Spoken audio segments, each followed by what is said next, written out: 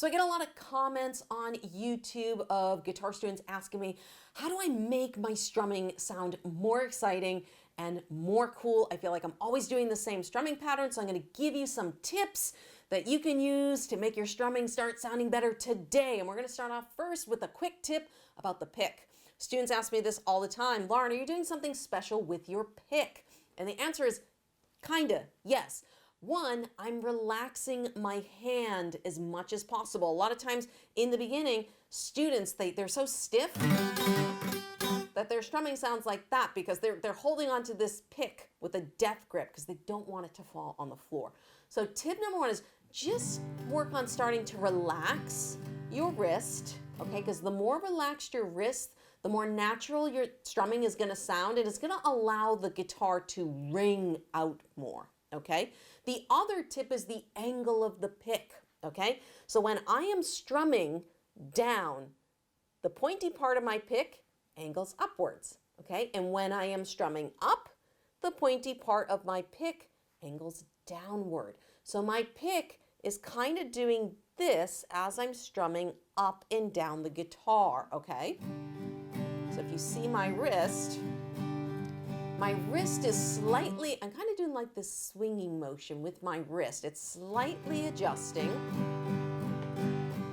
so that that pick can do that up and down motion. So pay attention to that because that's one tip that can instantly make your guitar and your strumming start sounding better. So now let's get into specific strumming examples. I'm going to show you how you can take one strumming pattern and turn it into something amazing. So let's start off with a simple strumming pattern, okay? We're going to be using this strumming pattern throughout this entire lesson. And I'm going to show you how you can turn it into many different things by just adding something in that we call dynamics, all right? But first, let's go over what that strumming pattern is. So this is going to be an 8th note strumming pattern. We're going to count it 1 and 2 and 3 and 4 and 1 and 2 and 3 and 4 and it's going to be played down, up, down, up, down, up, down, up. So it's going to sound like this. Ready?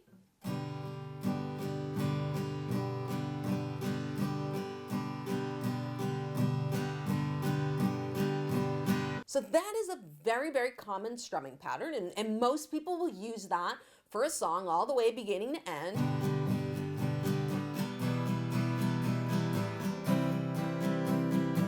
And there's nothing wrong with that, right? But after you play a bunch of songs using that strumming pattern, things might start getting old. So what can we do to spice up this strumming pattern? Well, we're going to talk about dynamics, how loud or how soft we play something on the guitar. And oftentimes these are called accents, and they just look like a little caret above a strumming pattern, okay? So for the first example, what I'm going to do is I'm going to take that strumming pattern I just showed you, and I'm going to put accents above the 2 and the 4 beat. And the reason we're going to do this is when you listen to a song, oftentimes the snare drum, when you play with a band, is played on beats 2 and 4. And if we're playing by ourselves, a lot of times we don't have a band. So we're going to kind of mimic the drum pattern by just accenting, playing the guitar a little bit louder on 2 and 4. So here's what it's going to sound like. 1, 2, ready, and.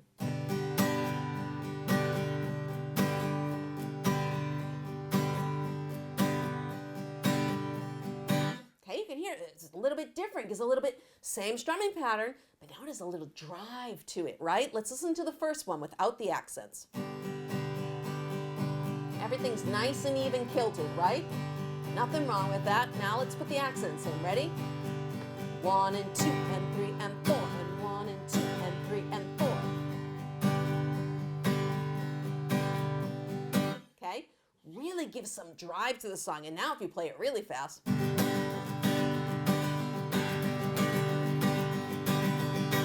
Great strumming pattern for like Johnny Cash songs. I think of like Folsom Prison Blues. I'm like, yeah. Great little strumming pattern that you can use. But you can see, okay, we took a really kind of drab strumming pattern and we turned it into something different and special by just adding some accents. So let's take that same element, those same accents, and we're gonna do something called the karate chop. All right, now this is a technique that I teach in my strumming course. All right, this is kind of the stuff I teach in my strumming course, but what we're gonna do is we're gonna keep the accents on 2 and 4, except this time, instead of really playing the guitar harder, I'm gonna actually hit the body of my guitar almost with like the knuckle of my pinky or my pinky hand. Because remember, we want a loose wrist when we're strumming. So I'm gonna take my guitar and I'm gonna, boom, I'm gonna chop the body of the guitar. Now, because I'm playing an acoustic, or if you have a hollow body guitar, it's hollow, so it acts like a drum. So we're gonna get percussive with our strumming. Same strumming pattern I just showed you, 1 and 2, 3 and 4, or 1 and 2 and 3 and 4 and, except this time, instead of strumming harder, we're gonna hit the body of the guitar. Ready? This is what it's gonna sound like. Ready? 1, 2, 3, 4.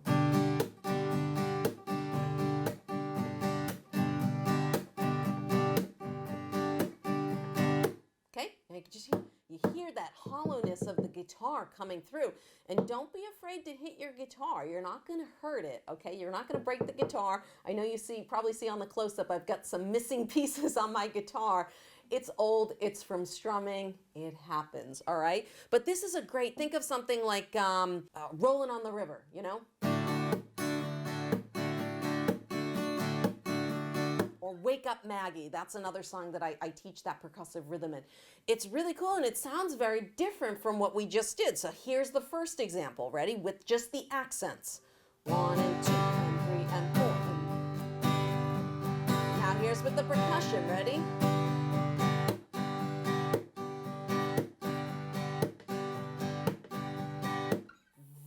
Very different sound. Again, we've done 3 strumming patterns with the same rhythm. We're just adding different types of dynamics into the mix to make it more interesting and sound cooler. So let's move our accent around again. Let's play it someplace different.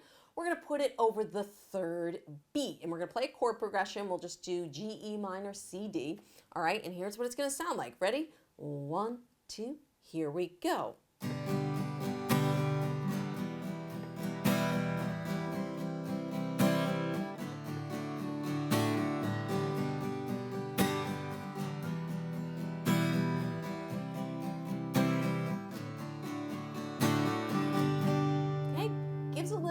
It's a different movement of the guitar. It's like, oh, something is drawing us on that 3rd beat. Now, would sound really good if you had 2 chords for 2 measures. So say you were playing 2 measures of G in a row, 2 measures of E. This is what it would sound like with a double measure. Really changes up the whole dynamics. Ready? So we have.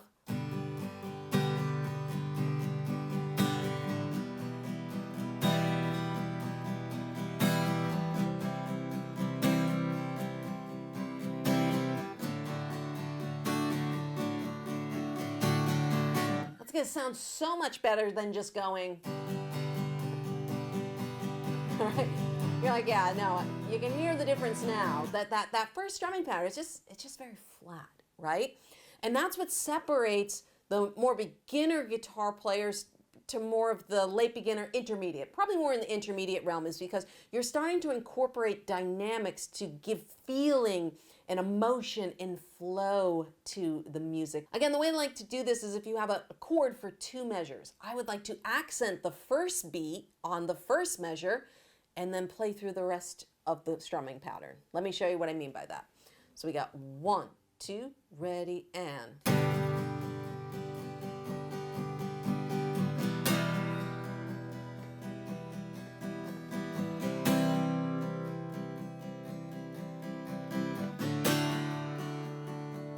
Very cool. Very different from the other one that we just did.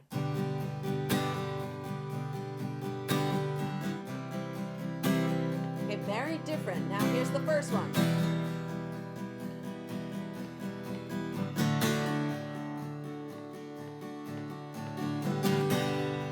There's something big about it. There's something dramatic about putting that accent on the 1 and then just having lots of quiet strumming afterwards. Again, the dynamics, loud versus soft. And And if you watch my strumming hand, I'm not strumming the whole chord. I'm kind of sticking to the bottom 3 or 4 strings. People ask me this all the time. Lauren, when you're strumming, do you get all the strings? On a down strum, typically, yeah, I'm getting all the strings, but on up strums, usually only getting 3 or 4 strings. But what if you concentrated your effort on just the bottom 3 or 4 strings? You make that first strum so much bigger. Ready?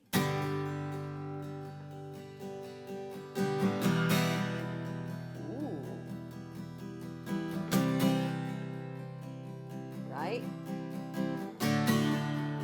So all you're doing, literally all you're doing, is you're adding an accent. But it's the same strumming pattern. It's this strumming pattern. We've just put a little bit of dynamics behind it to make your guitar come to life. Another great thing I want to show you is crescendoing, okay? It's something that is used to kind of transition between sections of a song. I think it's really great if you have a verse and you're coming into a chorus to do this type of crescendo. So I'm going to use that same chord progression, the G, G, E minor, C, C, D, D. But what I'm going to do on the last D is I'm going to change from down, up strumming pattern to all downs. 1 and 2 and 3 and 4 and, except now I'm going to get louder as I go. So instead of keeping the dynamics flat, we're going to make them grow and get bigger. Let me show you what I mean.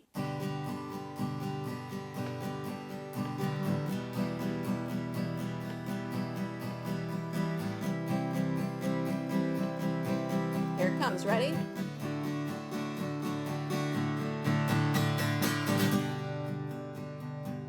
Okay, so what did you hear? You heard on that last D, I just used that very simple strumming pattern. And then it went 1 and 2 and 3. So I started really soft, using less strings of the chord. Might have started just by using 2 strings, and then I grew to 3, and then I grew to 4 to get that bass note in there, make it bigger, and then boom, I transitioned over into the chorus. So what I'm going to do, let's mix up that last strumming pattern I showed you with the accent on the 1. Okay, so you heard what it sounded like with just that dull 1 and 2 and 3, okay?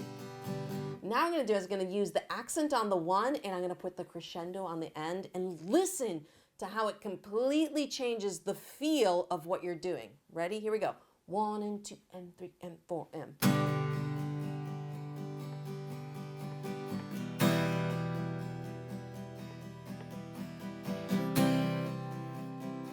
Here comes the crescendo part. Ready?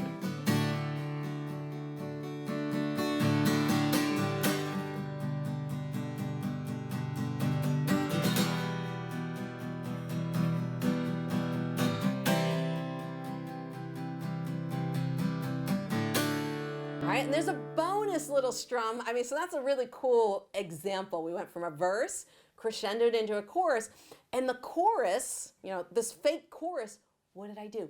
I used the same exact strumming pattern that I was using in the verse, except now, instead of the small notes being down here, I kept the small notes at the top. Listen, I went 1 and 2 and 3 and 4 and 1 and 2 and 3 and 4 and all downs now. Still sounds really cool.